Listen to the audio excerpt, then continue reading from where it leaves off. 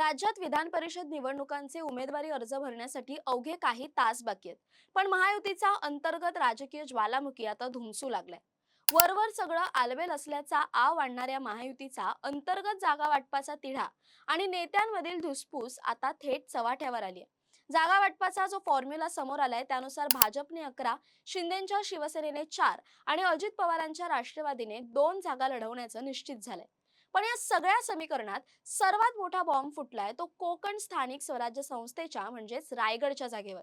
या जागेवर राष्ट्रवादीचे प्रदेशाध्यक्ष सुनील तटकरे यांनी पुन्हा एकदा आपली ताकद दाखवत उपमुख्यमंत्र्यांच्या नाकाखालून ही जागा आपल्या खिशात घातली आहे.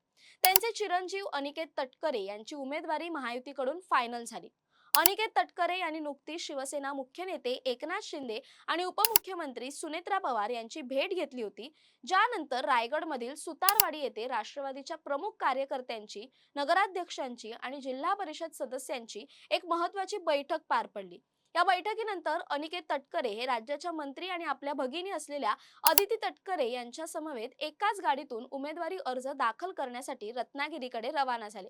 यामुळे सुनील तटकरेंनी आपल्या मुलाच्या राजकीय पुनर्वसनासाठी आपलं संपूर्ण राजकीय वजन वापरून ही जागा राष्ट्रवादीकडे खेचून आणल्याची चर्चा होते.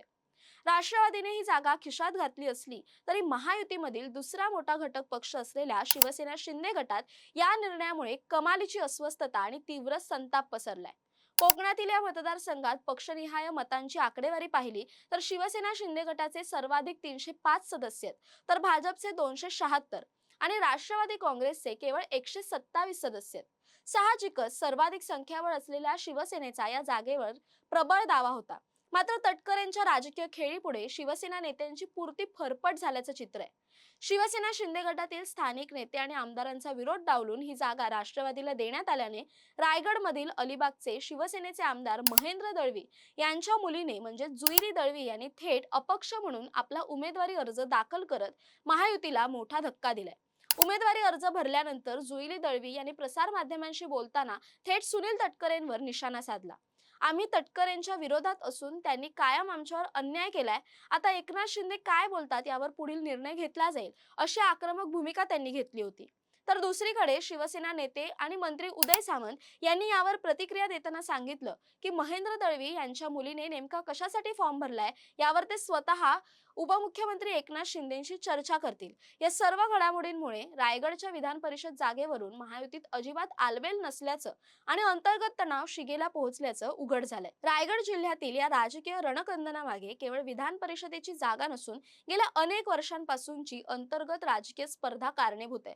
आमदार महेंद्र दळवी यांनी थेट आरोप केलाय की सुनील तटकरे यांनी त्यांच्या कुटुंबाचं राजकीय अस्तित्व आता संपलेलं असून त्यांना राजकारणात पुन्हा जीवनदान देणं कधीच शक्य नाही.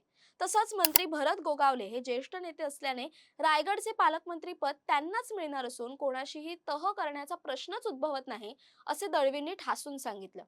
पण वास्तवात सुनील तटकरे यांनी आपल्या राजकीय प्रगल्भतेच्या आणि पक्षप्रमुखांशी असलेल्या वैयक्तिक संबंधांच्या जोरावर रायगड जिल्ह्यावरील आपली पकड ढळू दिलेली नाहीये. जिल्ह्यात शिवसेनेचे 3 आमदार आणि भरत गोगावले यांच्यासारखे कॅबिनेट मंत्री असूनही गेल्या 2 वर्षात शिवसेनेला रायगडचे पालकमंत्री पद मिळू शकलेलं नाही, कारण त्याला तटकरेंचा तीव्र विरोध आहे. इतकंच नाही तर नुकत्याच झालेल्या जिल्हा परिषद निवडणुकीत शिवसेनेचे सर्वाधिक सदस्य असूनही तटकरेंनी भाजपला सोबत घेऊन शिवसेनेला अध्यक्षपदापासून दूर ठेवलं. म्हसळा नगरपंचायतीमध्येही राष्ट्रवादी सोडून शिवसेनेत गेलेल्या नगरसेवकांना तटकरेंनी आपल्या वजनावर राजीनामा देण्यास भाग पाडलं होतं. या सर्व पार्श्वभूमीवर स्थानिक पातळीवर एवढा मोठा जनाधार आणि सदस्य संख्या असूनही शिवसेना शिंदे गटाला तटकरेंपुढे हतबल व्हावं लागत असल्याने कार्यकर्त्यांमध्ये मोठी नाराजी आहे. महायुतीमधील या अंतर्गत वादाबरोबरच आता राष्ट्रवादी काँग्रेस पक्षालाही स्वतःच्याच घरात अंतर्गत नाराजीचा सामना करावा लागतोय.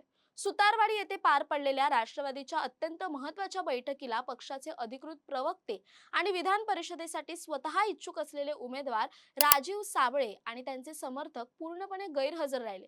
एवढंच नाही तर माणगाव नगरपंचायतीचे नगरसेवकही या बैठकीला फिरकले नाहीत, ज्यामुळे राजकीय वर्तुळात उलटसुलट चर्चांना उधाण आलंय. राजीव साबळे हे कोकण स्थानिक स्वराज्य संस्थांच्या या जागेवरून निवडणूक लढवण्यास प्रचंड उत्सुक होते. मात्र पक्षाने त्यांच्याशी कोणतीही सकारात्मक चर्चा न करता थेट अनिकेत तटकरे यांच्या नावावर शिक्कामोर्तब केल्याने ते गेल्या अनेक दिवसांपासून नाराज आहेत. आणि हीच नाराजी आज पक्षाच्या बैठकीत स्पष्टपणे दिसून आली. आता संपूर्ण महाराष्ट्राचं लक्ष या गोष्टीकडे लागलंय की येत्या 18 जून रोजी होणाऱ्या या निवडणुकीपूर्वी उपमुख्यमंत्री एकनाथ शिंदे आणि उपमुख्यमंत्री सुनेत्रा पवार हे स्थानिक नेत्यांची मनधरणी करण्यात यशस्वी होतात का? आणि शिवसेनेच्या बंडखोर उमेदवार जुईली दळवी आपला अर्ज